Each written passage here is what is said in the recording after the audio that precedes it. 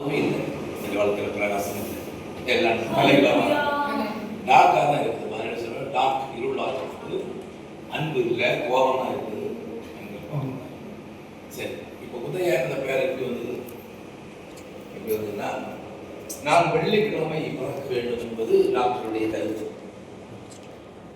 டாக்டருடைய கூற்றுங்க, நான் வெள்ளிக்கிழமை எந்த வெள்ளிக்கிழமை சாதாரண வெள்ளியே இல்லை, இயேசு கிறிஸ்து மரிக்கிறார் அந்த நாள், அந்த நாள் இயேசு சொல்லி துக்க வெள்ளி சொல்லுவாங்க, சில புனித வெள்ளி சொல்லுவாங்க. அந்த வெள்ளிக்கிழமை நான் பிறக்க வேண்டும் என்பது டாக்டருடைய ஆலோசனை, டாக்டருடைய மருத்துவ ஆலோசனை. அதனால அம்மா அண்ணுக்கு பொருள் துக்க பிள்ளை எல்லாம் மாறிடும், எல்லாரும் உலகமே அன்னைக்கு எரிச்சுவாங்க. துக்க குட் ஃப்ரைடே கொண்டாடி கொண்டு அந்த காரியங்களுக்கு கொண்டு சிறுபாடுகள் எனக்கு கொடுக்குற நான் எப்படி தான் பள்ளி பிறந்தநாள் கொண்டாட முடியும் இல்லையா? அப்படி ரொம்ப வேதனைப்பட்டு கலங்கி தவித்து அவனோட சமூக பாதைகளும் கதலை செபித்து அவனது வெள்ளிக்கிழமை பிறக்கல, சனிக்கிழமை பிறச்சா கன்னியாகுமரி மாவட்டத்தில் சனி முடிச்சுட்டு இங்கே எப்படி தெரியுது. ஆனால் சனிக்கிழமையும் பிறக்கவில்லை, ஞாயிற்றுக்கிழமை அதிகாலை நான் பிறந்ததுனால அந்த சூரிய உதிக்கிறவங்க உதயம். இன்னொன்று ஈஸ்டர். ஈஸ்டர் அந்த Easter point, Easter side. Easter அன்னைக்கு பிறந்தனால உதயம், இயேசு இதயமான உயிர்த்தெழுந்த உதய உதயம், சூரிய உதயம், அருணோதயம். அதுவும் நான் சூரியனை போல உதிக்கவும் இல்லை, மறைந்து மறைந்த வாழ்க்கை. இப்போ 17 வயசுல அவங்களை சந்தித்த விதத்தை எல்லாம் சொன்னால் நமக்கு எப்படியும் 12,000 அப்படி செய்தியில் போக முடியாது. சந்தித்தார் கத்திரிஸ்தவங்க, இது எப்படி சந்தித்தார்னு நான் சொல்லுவேன். சந்தித்த என்னை ரட்சித்தா. என்னுடைய சந்தித்த வசனம் என்னன்னா, லூக்கா 19:42 வசனம் வச்சு தான் என்ன சந்தித்தார். நான் துக்கப்பட்டு வேதனைப்பட்டு இருந்தபோது எனக்கு அந்த ஒரு வேதனை என்னன்னா, ஃபெயில் ஆகல. நான் நினைத்த கோர்ஸ் எனக்கு கிடைக்கல, எம்பிபிஎஸ் போகணும்னா கிடைக்கல. அதனால் சோர்ந்து நினைச்சிட்ட தற்கொலைக்கு யாராவது போனாங்க. அம்மா வந்து அப்பா பற்றி அம்மா சொன்னாங்க, என் மனசு வந்து இதெல்லாம் நினச்சி என் கூட கூட்ட கன்வென்ஷன் கொடுத்து வா பின்னாடி இருப்பாங்க. எனக்கு பிடிக்காத மாதிரி மத்திய சர்ச்சுக்குள்ள கன்வென்ஷன்.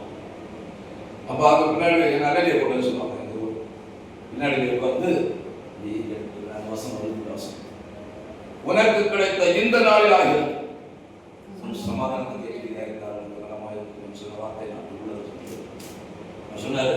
அந்த வருஷம் இன்னைக்கு பாவங்களை அறிக்கிட்டீங்கன்னா எப்பேற்பட்ட பாவங்களை மன்னிப்பதை பேச இருக்கிறத மேலே எழுதுறத கையை வை வச்சு அப்படின்னு சொல்லி நான் வச்சு சின்ன குழந்தை போல் அப்படியே பாவங்களாம் ஒன்றா மனசுக்குள்ள அப்படியே ஒரு திரைப்படம் பார்க்குற மாதிரி அதிகமாக படம் பார்ப்பேன்.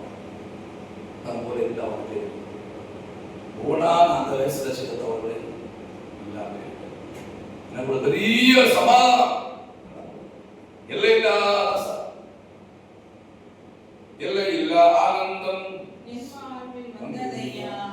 சொல்லா பேரின்பம் அப்படின்னு சொல்ற மாதிரி எல்லையில்லா ஆனந்தம் சொல்லலாம். விதமான வாழ்க்கையில் சந்தோஷம், என் பாரம்பரம் எல்லாம் இருந்துச்சு, கவலை எல்லாம் போச்சு, சொல்லிடுச்சு.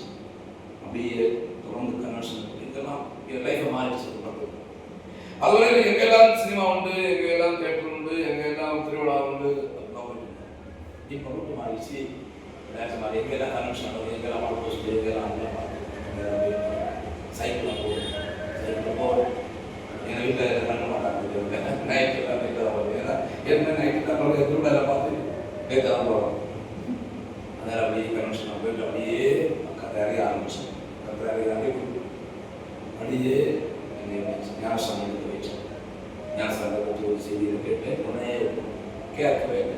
அப்பாட்ட கேட்கல, அம்மாட்ட கேட்கல, சகோதரி யாரும் அது பரிசுத்தாவின் அபிஷேகத்தை பெற்றுக்கணும். ஞானசாமி எடுத்த பிறகு நான் சொன்னேன், எனக்கு தெரியும் முதல்ல அது சின்ன பிள்ளை எடுத்து எனக்கு தெரியாது, சின்ன பிள்ளை எனக்கு தெரியாது. குழந்தை இந்த எனக்கு தெரியும். ஸோ அது 2 நாள் அப்படியே பரிசுத்தாவின் அபிஷேகத்தை அன்னைக்கே தந்தார். அதே நிமிஷம் சாயங்காலம் பரிசுத்தாவின் பேசுறாரு, அந்த ஆவி எனக்கு வேணும். நாங்கள் அன்னைய பாசம் என்னன்னே தெரியும். எனக்கு பாசைக்கு முதல்ல வந்து பாசையாக இல்லை, சும்மா தத்தை பார்த்தாங்க அப்படி வாயில் வந்து அடுத்ததாக பாசையாக மாறிச்சு.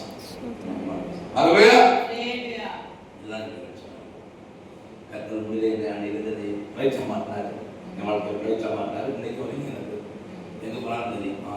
சுட சுட நிறைய கிளாஸ் இருக்கு, ஸ்போக்கன் இங்கிலீஷ் கிளாஸ், பிள்ளைங்க பிபிஎஸ் நிறைய பிள்ளைங்க சார் ரைட்டா ஜான் அன்பு இயேசு நான் அதிகமாக நேசிக்கிறேன். இயேசு தான் என்ன செய்யணும் சரி தான் ஆண்டோடைய பிள்ளைகளை நான் செய்வோம். யாரும் ஆண்டு நேசிக்கிறாங்க அவங்க நான் நேசிக்கிறேன். யாரும் அவர் நான் அதிகமாக நேசிக்கிறேன். என் உறவு முறையை விட என் கூட பிறந்தவங்களோட அதிகமாக நான் இயேசு அந்த மாதிரி உதயா இப்படிக்காலம் வாங்கி கத்தருடைய ஊழியத்தில் உதயமாக நடந்துருக்கிறார்.